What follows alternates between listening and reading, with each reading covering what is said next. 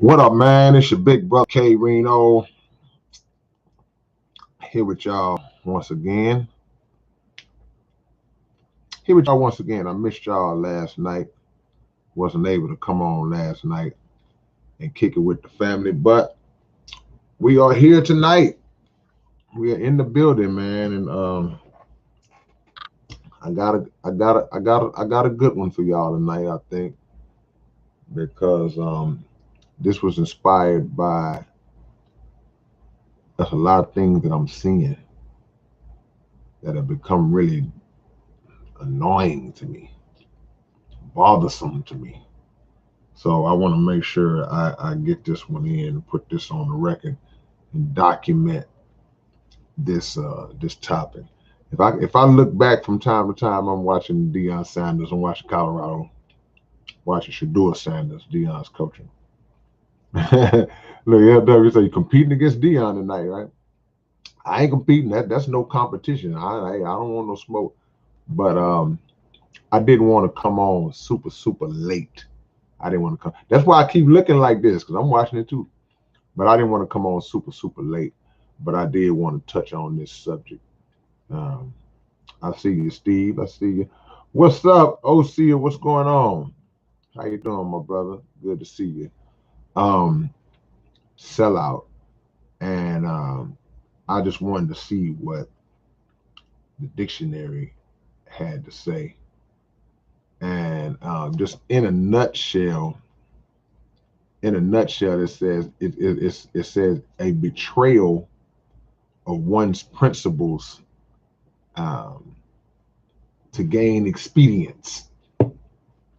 A betrayal of one's principles to gain expedience, meaning that you know what you're doing is out of pocket. You know that where you're going is is wrong. The things you're trying to stand on, you don't even believe in it, and you know that it's detrimental to you. It's detrimental to your people, the organization, whatever you were committed to, supposedly, for the benefit of expedience, meaning to rise up, to gain, to move fast, to quickly climb the ladder of so-called success. Um, and that's a pretty good way to define it. That's a pretty good definition of it. But more so than anything, it made me think about the fact that some people don't even have principles to betray in the first place. So some people would say, uh, I call it the Whitler. Oh man, oh my gosh, man.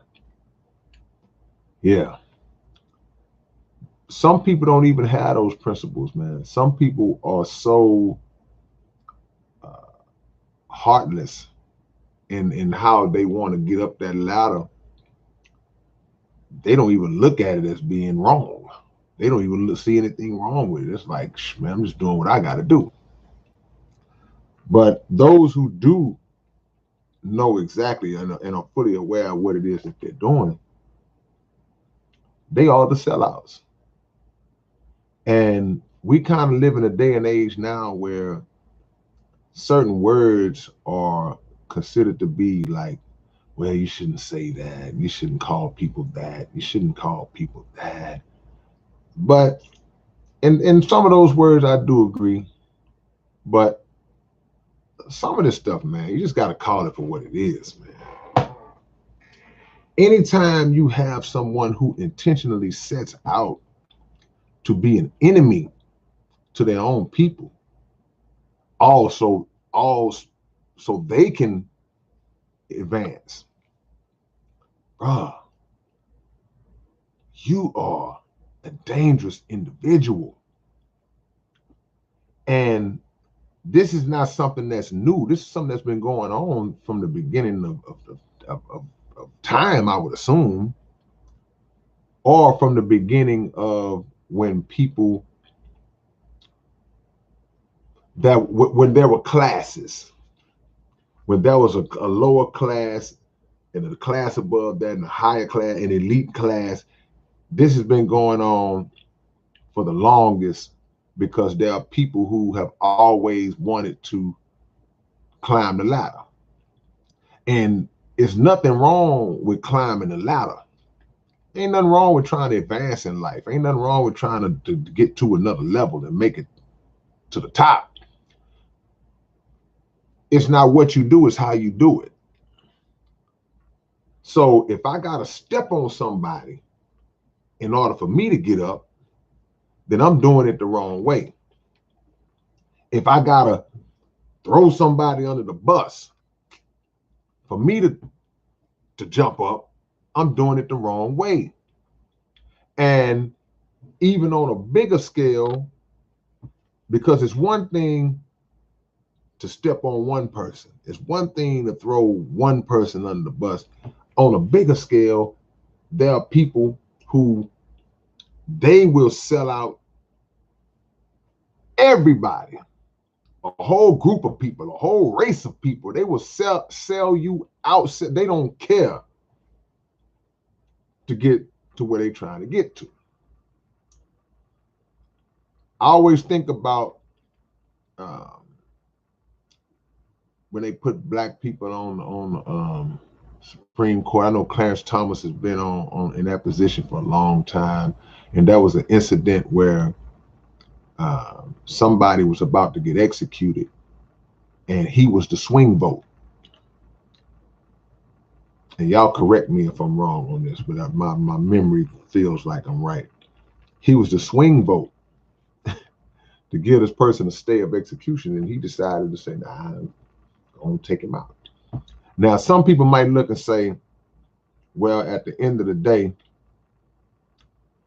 hey, man, that's how he really felt. If he felt that that man was guilty and deserved to go and all this, and man, hey, man, he had that right. Yeah, and that's cool, but for people like me, I look at it a little different. And when you study the person who makes a decision, I ask the question, I'm like, I wonder if the person that was on death row wasn't black, if he would have voted the same way. Because when you are in those circles, you have to do what it takes to appease and please the rest of the members that are in that circle who allowed your black butt to get up there with them. So you got to know, you know what you're doing. And you have certain people that have a history of making these kind of moves. So when that happens, you no longer have the argument where you can say, well, hey, man, maybe that was just an isolated incident where he or she actually felt like they was making the right decision. They just stood on what they believe. Maybe that was, okay, that's cool. And we just disagree. But if you got a history of every single time something comes up and black folks are getting dogged out, and you step your black self on TV and you start going against black folks, then now we got to look at your resume. We got to look at your record after that. We got to look and see what's going on with you. Why do you think like that? Why do you always take the contrarian approach? Why do you always stand on the opposite side, even when there may be evidence that point to the side you're taking being wrong? And I think a lot of them know it. So in the cases where you've seen black people being beat up and brutalized and murdered by police officers, particularly white police officers, normally white police officers, and injustice is carried out, there's no justice for the person that gets killed, right? What happens is they'll always stick one of these negros on TV and they immediately come to the defense of law enforcement. They immediately come to the defense of the judicial system. They immediately start speaking into the talking points of the news networks and the media outlets that try to demonize the individual who was murdered and try to find something on them that makes them go, okay, he deserved that. She deserved that. It's a classic play from the playbook all the time. They do it all the time. And it's an insult to our intelligence because they get up there and do it time and time again as if we don't have the sense enough to know that this is what they're doing. And it's all because they want to advance. They may have been promised a position in Master's house that they may or may not get. They may or may not get it. And if you get it, this is a fact. If you get it 99% of the time, you only get it for a little while. You don't get it forever. You only get it for a little while. Because the one thing that the sellout never takes into consideration when they are in the early stages of selling out, when they're in a process of selling out, because they're focused on the reward. All they're thinking about is what Master said they was going to give to them. That's all they got on their mind. So that's all they're thinking about. And they're willing to do whatever it is it takes to get to that point. But the one thing that they're not thinking about history.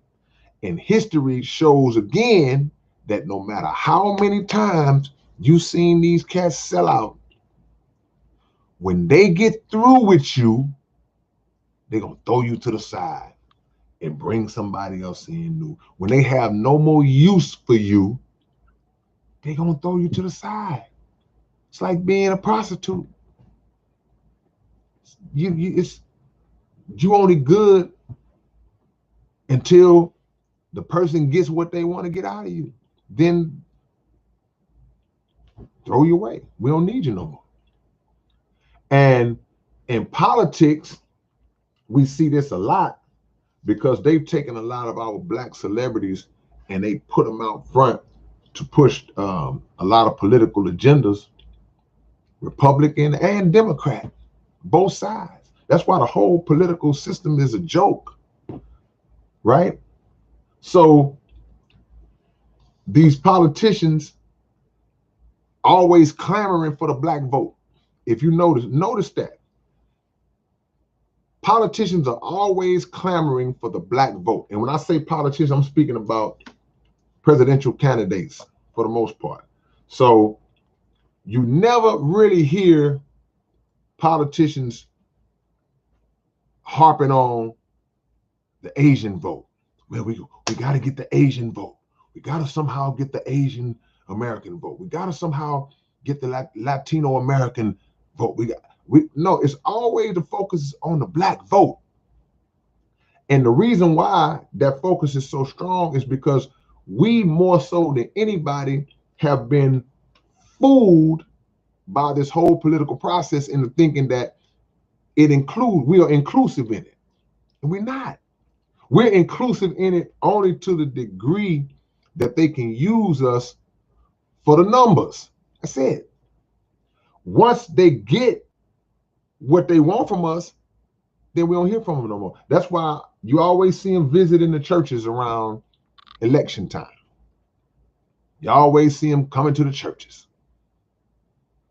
And I said this before, they're in the churches acting like they can sing and clapping off beat, all this different stuff that they do because they're like, let me go on this little run and get the black vote because we're going to need them. They represent the second largest percentage of the United States population, which is around about 13%. So we got to put a focus on them. But they ain't worried about the Asians. And the crazy part about it, the Asians don't even get caught up in their process. The Asians don't get caught up in that process. The Asians are not sitting around trying to look at two candidates and say to themselves, man, we got to figure out which one of those candidates are going to help us. And the reason why they don't do that is because they're more focused on helping themselves.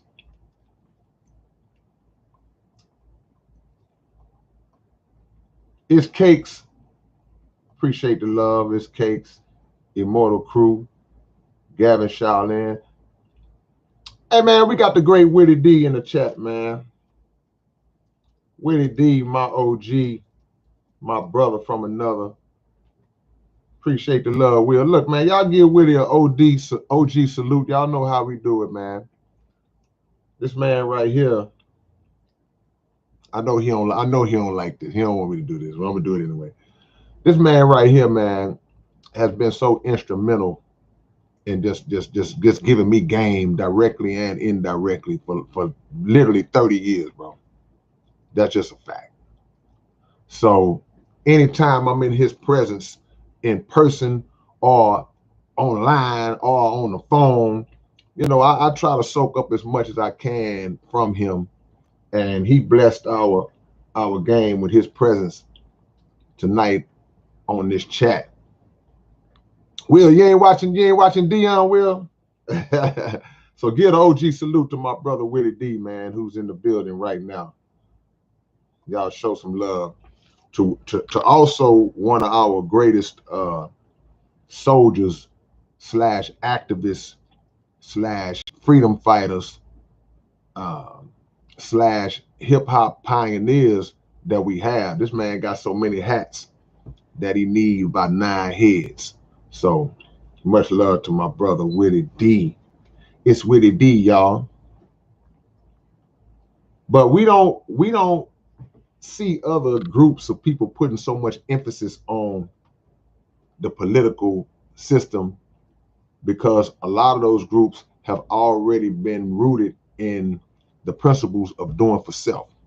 Now, that's not to say that Black people were not originally rooted in the principles of doing for self, because we originated that.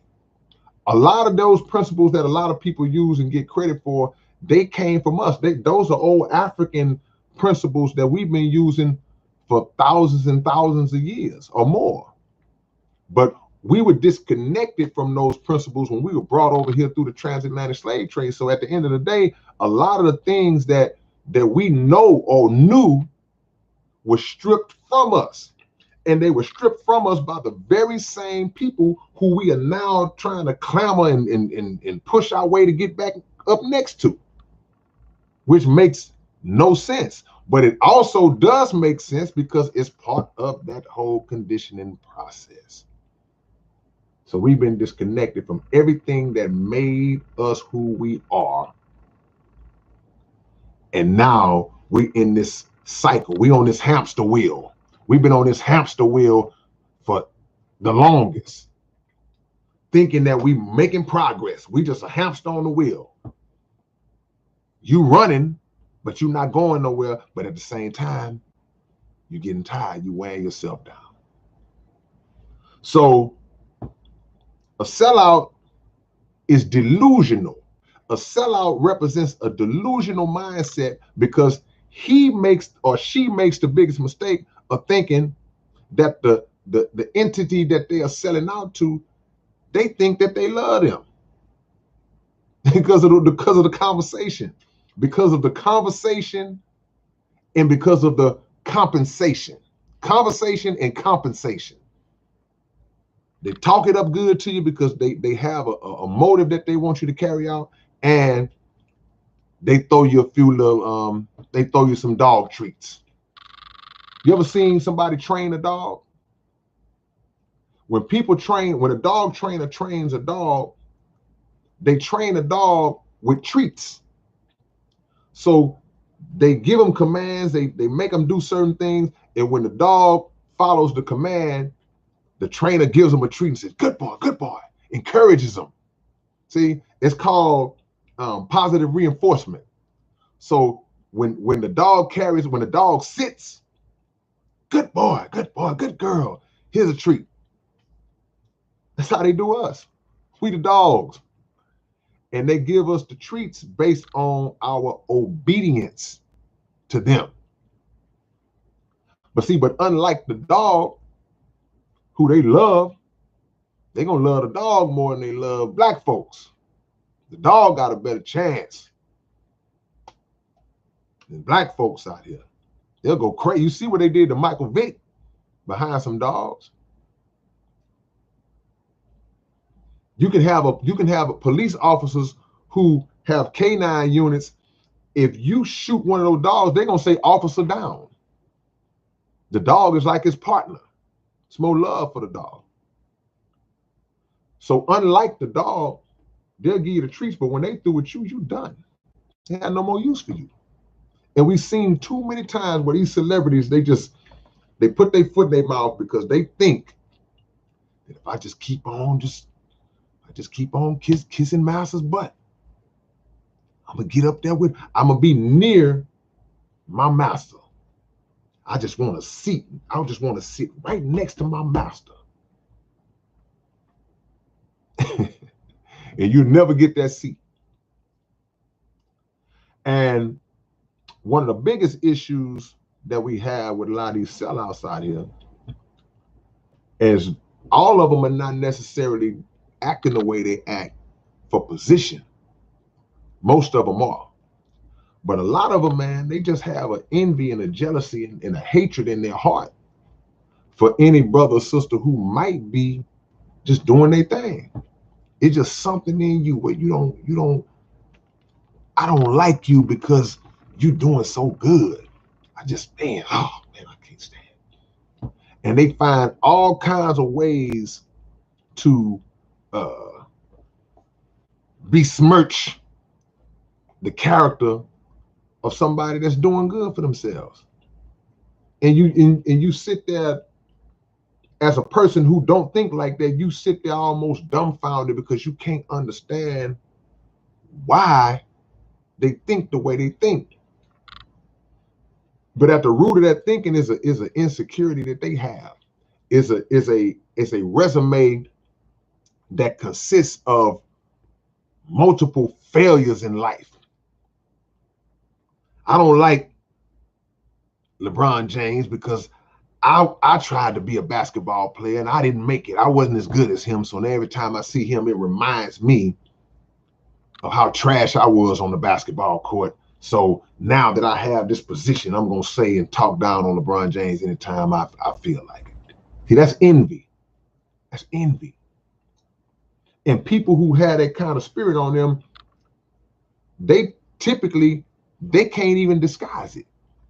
They can't disguise it if they wanted to, and some don't even want to. They don't care to disguise it. They don't have any problems putting it out there like that. But it's worn so clearly on their face, man. That's a dangerous, deadly characteristic to have, as opposed to just saying, well, man, I'm going to congratulate this person for being successful, and I'm going to try to find my way to my success. So they are sellouts because they are going on these campaigns, whether it be on TV, whether it be on social media. They go on these constant campaigns where they tearing down other black people, successful black people, all because they couldn't break through the ceiling and get to where they at. Hey, man, it wasn't meant for you. It wasn't meant for you. You got to eat that. You got to wear that. You got to figure out what your lane is. But another thing about these sellouts that they don't think about in the moment, the first thing I talked about was when the massa, when he cuts you loose, when he's through with you, when he throws you away like a cheap prostitute, like this and that, Lemmy. The second thing that they don't think about is that when they throw you away, how many times have we seen a lot of these Negroes, they try to come back to the black community. They try to come back home. See it all the time. And you can't come back. Can't come back, man. Look, one thing one thing a sellout black person needs to know about black people that you should know: we forgive everybody but each other. We ain't forgiving each other, even in moments where we should. So in a moment where you have just typically did everything in your power to destroy black people, your own people, then you try to come back now because they threw at you, they left you laying in the corner, used up. Hey man, you can't come back. You can't come back, number one, because of the betrayal is still affecting us. You can't come back, number two, because we don't trust you. We can't trust you. Man, hey, that's in a lot of cultures are like that as well. It's like, if you show yourself to be a traitor, if you show yourself to be a turncoat, hey man, in some places you got to die. They'll take you out because you can't be brought back into the community. You can't be integrated back into that society because we don't know what you're gonna do. You a wild card. So now you coming back. Well, I understand. I know the error of my ways. You can't come back. No sir, no ma'am. Because the first time another opportunity opens up for you, you're gonna do the same thing. You're gonna do the same thing. The only reason you came back is because you got cast out. You would have been sitting up lavish in the house, in the big house, and then just one day just came to your senses and said, man, you know what, man, it's wrong, man. No, you would have never did that. You would have rolled it out as long as you could. But now you're trying to play whatever side of the fence that give you some action. But you out of there. So now where do you find yourself? So that's the answer to the topic question. Why being a sellout never works out. Because in the end, the sellout finds himself or herself in a lonely, miserable place because the people you sold out, the people you chose to try to be around, they threw with you, and the people that you sold out, they threw with you. You can't go back in either direction. Who would want to put themselves in that kind of position? Well, the answer to that question is a whole lot of folks. Because everybody think they got it. Everybody think they... You ever had that family member, friend who think they know everything? And they saw somebody else do something that got them messed up. So, but they say, nah, see, I ain't gonna do it the way he did it. I know what he messed up. I'm gonna do it like this. And they end up getting jammed up the same way. Or they got jammed up and then came out and jumped right back in and said, well, now see, I know where I messed up. No, you messed up to think that you can continue to still do that. You messed up when you decided to not just remove yourself from that lifestyle. That's where you messed up. Crazy, man. So now you are in you like in purgatory. You're not either here or there. You just stuck in the middle. You have no options. And we living in a time where you can't play the sideline in any aspect of life. You got to be either this or that, like the song say.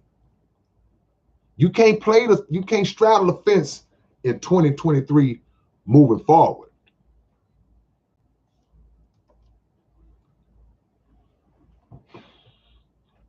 But those rewards and those dog treats make people believe that they can.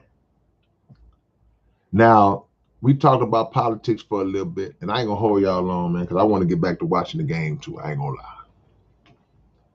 But we talked about politics, but there are so many different aspects of this because you got music, you got entertainment. And say, well, how can somebody sell out in music? How can somebody sell out in entertainment? I mean, well, the simple answer to that is we as artists are in positions to have great levels of influence on the audience. And with that influence, with that ability to influence the minds of an audience, a responsibility comes along with that. So if I don't, hold on real quick, you say there's a clown in the comment section, Steve? Oh, okay, I see him. I see him. Let me run him off the block real quick, y'all. Give me 1 second. Let me run him off the block, man. Good looking out, Steve. All right. Yeah. We're not gonna get that no energy. Let's keep going. If we're making content, we have the ability to take somebody's minds up or down.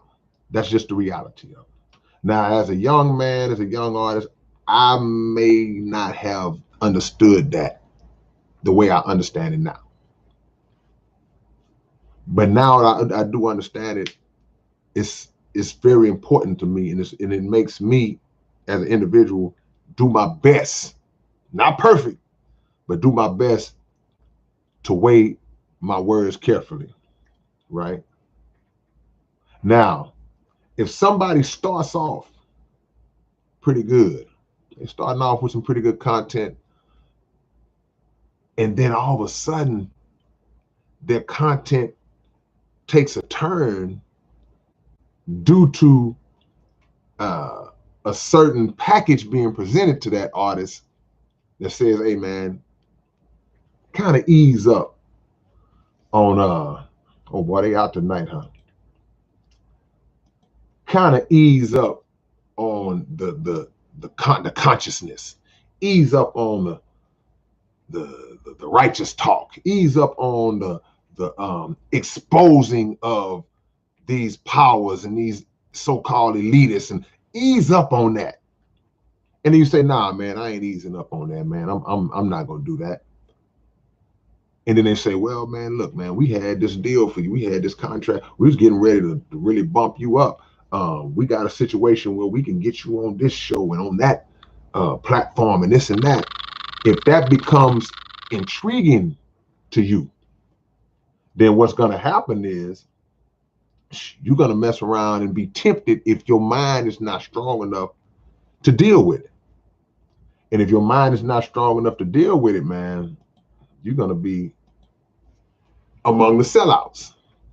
I got to get rid of a lot of these trolls, man. I don't know why the trolling is popping tonight like it is, man.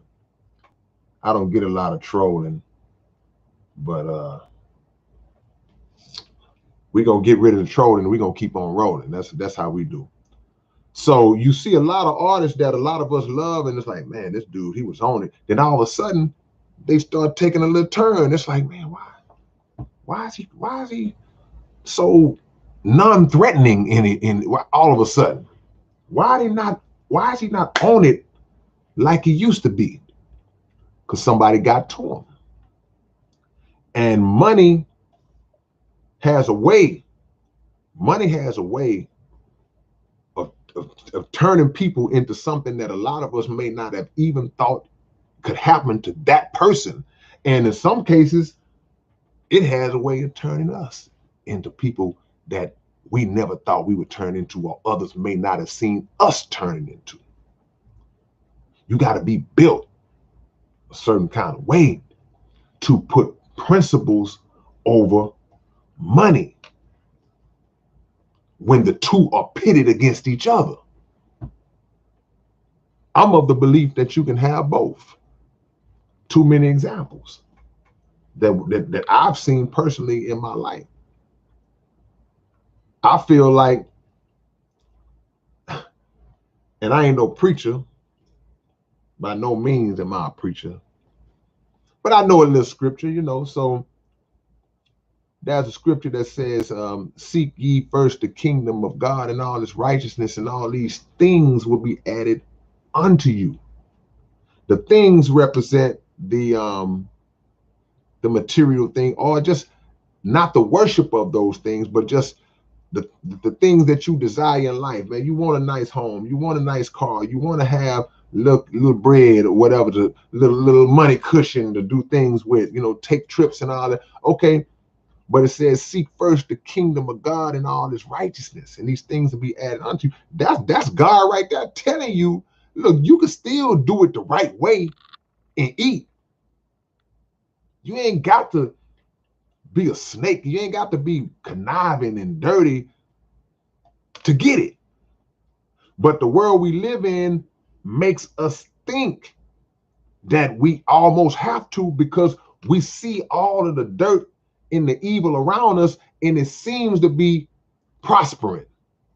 It's like, man, everybody doing dirt, man, and coming up. Man, I might well do it too. See? It's like the homie that's trying to do right, and he working fast food, and all his homeboys selling dope. And they walk around here with knots in their pocket, wearing jewelry and driving cars, and he on the bus stop. So in his mind, it turns into, man, all my boys are doing this. All I gotta do, and they telling him, hey man, look, bro, you tripping, bro. Look, you out here flipping burgers. You know, nah, but it's a trick. The race is not to the swift.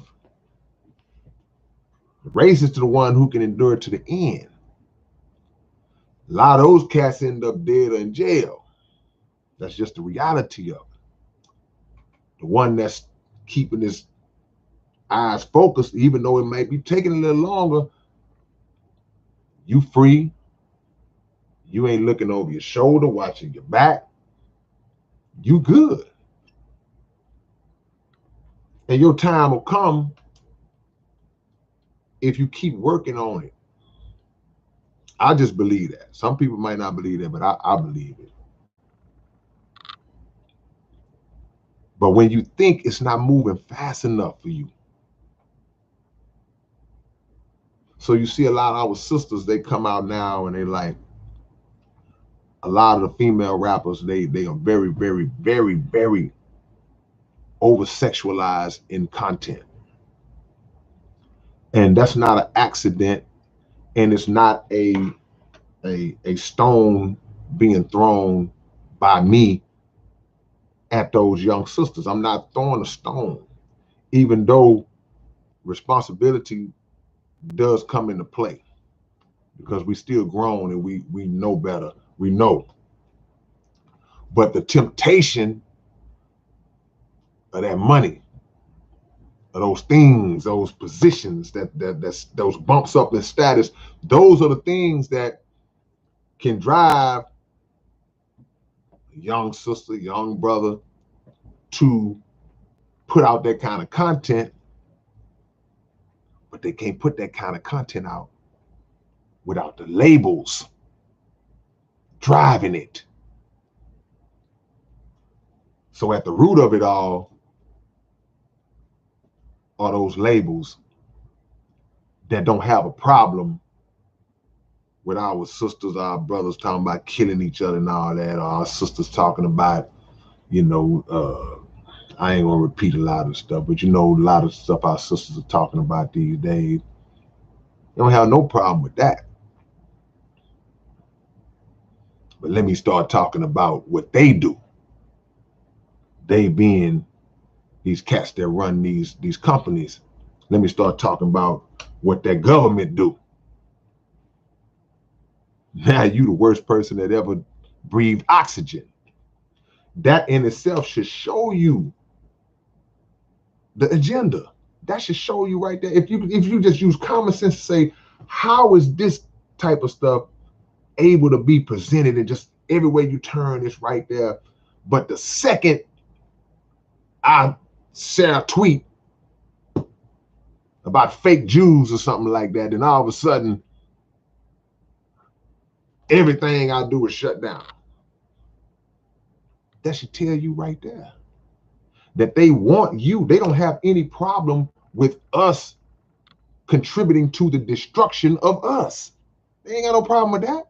That's cool. Destroy yourself all you want. You good. Kill yourself all you want. So the question becomes,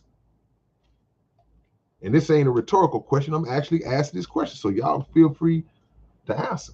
The question becomes, can a person sell out unknowingly? Can you just be ignorant? Ignorant meaning you just unaware in this particular case, not ignorant. Can you be contributing to the detriment of your people without being aware of the depths of it and how and why you're doing what you're doing? Y'all believe that can happen? Because you're still selling out. You might not just be doing it on purpose. Because some people say, oh man, I'm just getting money. I'm just trying to get money. Oh man, what you mean? I'm just making, and people, oh man, I just make these songs. You know? See, when you're in a rap game, just speaking for myself, I've met different artists who are, no, I won't say different artists. I've met many artists who are nothing like the music that they put out. The actual in-person self is nothing like the music they put out. But when I say that, I mean it from both sides. I don't mean it just from the side of artists who put out bad content, and then you meet him and like, man, this cat is really intelligent. This cat got plenty of sense. Cause I've done it, like, man, you meet this dude, you listen to his music, then you talk to him, like, man, this dude got knowledge. Like, wow. And that tells you that they playing the game. They're like, man, I'm just trying to get this money. But to be fair, there's a lot of artists out here that's on that conscious stuff, that's on that righteous stuff, that do the right thing rap. But that ain't how they are in person. It's kind of like politics. See, even though in 2023, we should have the sense enough to be able to see through the facade of a politician when they stand up there trying to present themselves to be holy like that. Because their actions never are reflective of the words. Never, ever, never, ever. Name me one. Ever. The actions are never in correspondence with what comes out their mouth. But it's the same, like say, with a lot of artists. It's like, man, there are some rappers who put out what we would view to be as bad content, but they're amazing in the community. They family men, family women. They don't be involved in a bunch of craziness, getting in trouble, fighting. They don't live like that. But that's cool. But the content is still the content. So they are more so equivalent to an actor who reads a script and plays the role of a character in a particular movie. So I'm not a serial killer in real life, but I played the role of one in that movie. But people are very impressionable. And the reality is that it's not just young people who are impressionable. And I want y'all to get that through y'all head, because we kind of take this thing on that, well, young people they're just young and impressed. No, they are. But I see too many grown men and women who are influenced by love and hip hop, influenced by this movie, this TV show, this, I mean, the 35, 40, 45-year-old people. How do you know they're influenced by it? How do you know this, K-Rino? How do you know that they're influenced by it? Because you hear it in the lingo, the conversation. When they talk, it's like you listening to it, like you watching the episode of the show. You say, oh, I know you got that from. So we become reflections of what we ingest. You are what you eat doesn't just mean physical food. It means the mental food, what you put into your mind, you become that.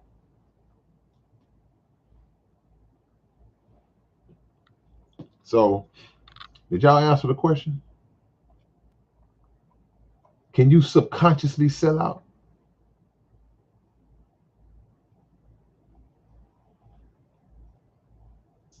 And we can't condemn people until we know, until we able to teach them the way they need to be taught, so we can give them a little knowledge to make them understand why this is bigger than just you and you getting your money. The stuff you saying and doing is having an effect on more than just you. It's just some words you saying. Don't work like that. So the house Negro and the field Negro has always been a topic of conversation ever since Malcolm X broke it down way back in the days, decades ago, and made a distinction between the house Negro and the field Negro. And the house Negro wanting nearness to his master, while the field Negro is in a whole different mindset because his reality is totally different, and he has a hatred for the master. He wouldn't care if the master dropped dead tonight.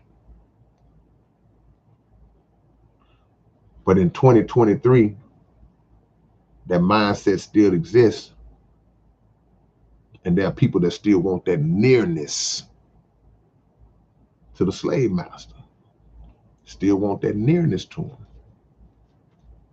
And he'll give it to you for a little while. He'll give it to you for a little while. But when he's done with you, it's all over. Hey, man, y'all drop y'all locations real quick. I'll shout y'all out because I ain't going to hold y'all long. But another problem, one of the main things that sellouts get caught up in is that they have a delusional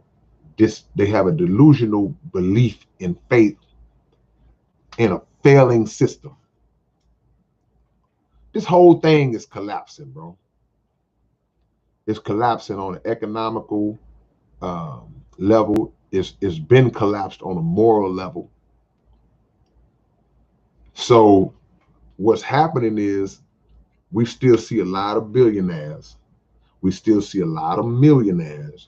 And we get caught up in thinking that, okay, well, hey man, this train is still rolling. Yeah, it's rolling, but it's derailing. So we have a delusional belief in a failing system.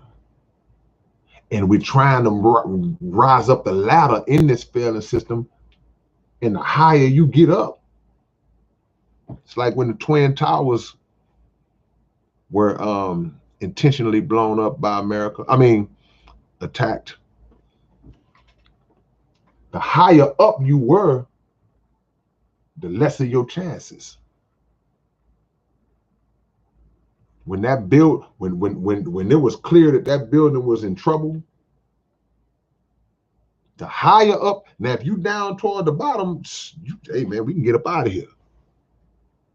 before the controlled demolition took place. But the higher up you get in Master's house, the farther your fall is going to be. And that's just the reality of it. Because he knows that his world is on the way out. He knows it. He trying to ride the wave as long as he can. But he see the writing on the wall. We the ones that don't know. So we trying our best to get there. Let me shout y'all out real quick, man, because I'm finna get out y'all way. Let me get out y'all way, man.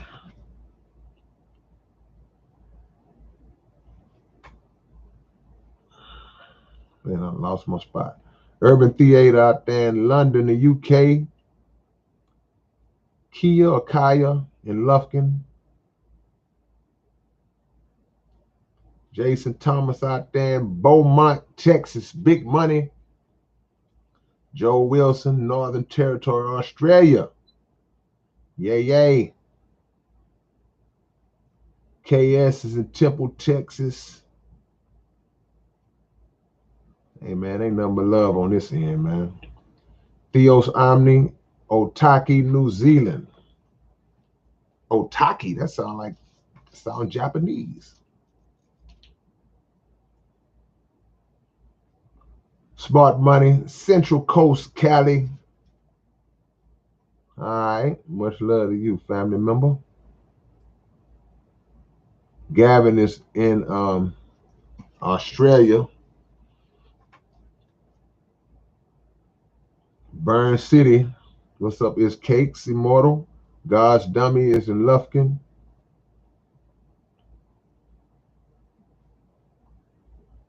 Where else we at? Hold on, man. I'm trying. Let me get to.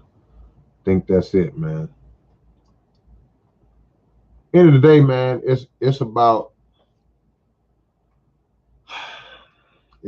principles, man. It's about principles, Lemmy Lim.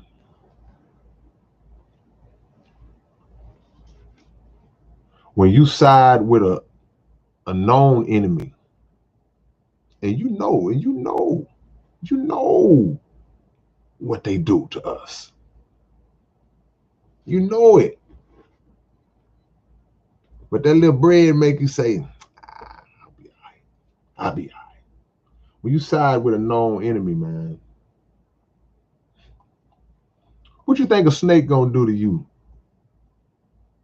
You got a snake, you've been standing around watching the snake bite everybody else. When that snake gets you alone, what you think he gonna do to you? What's up, B? Out there in Ontario, of course. I'll be back in Canada next month, man. I will be back in good old Canada next month.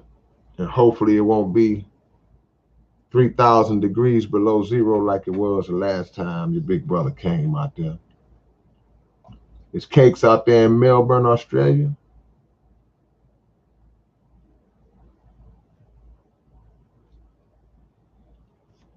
What's up, KO? KO got the big show coming up on the 30th, man. Zero will be at the Scout Bar. Y'all be sure to go and support the King of the Ghetto. Zero will be at the Scout Bar out here in Houston, Texas, man. Who's that lady? I see you.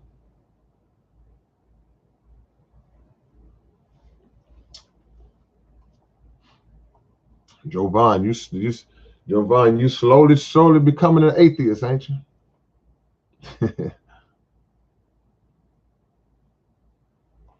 You getting there, ain't you?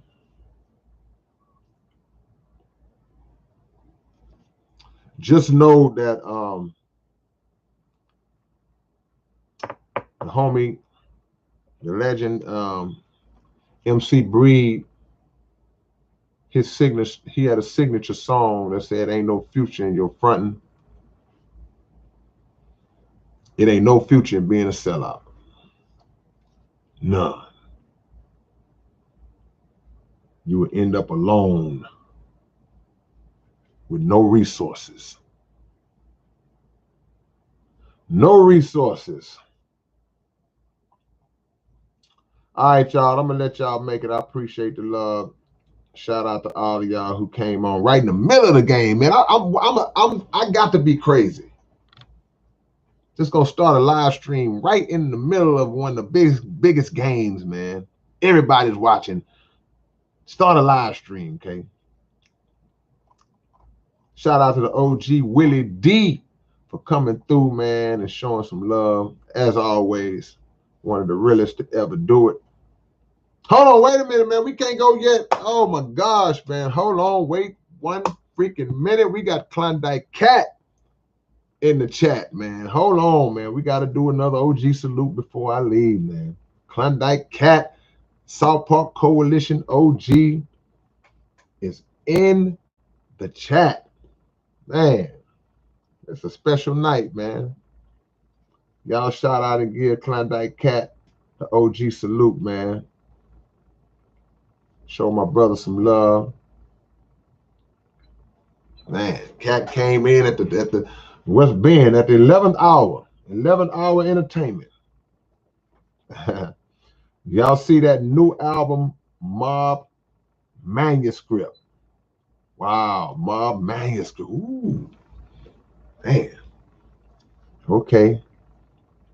I done heard some of these songs too. Y'all gonna be really, y'all gonna be mind blown when y'all hear this new Cat album, bro. Straight up. Yep. Jovan, you giving me an idea. This is what I'm gonna do. I'll make sure my next next time I do a live, we're gonna talk about the proof. Can we prove that God is real? Is God real? We're gonna come on with it on that one. So all my scholars, y'all load up for that one. All right, man. I'll catch y'all later on, man. Peace and blessings. I'm out.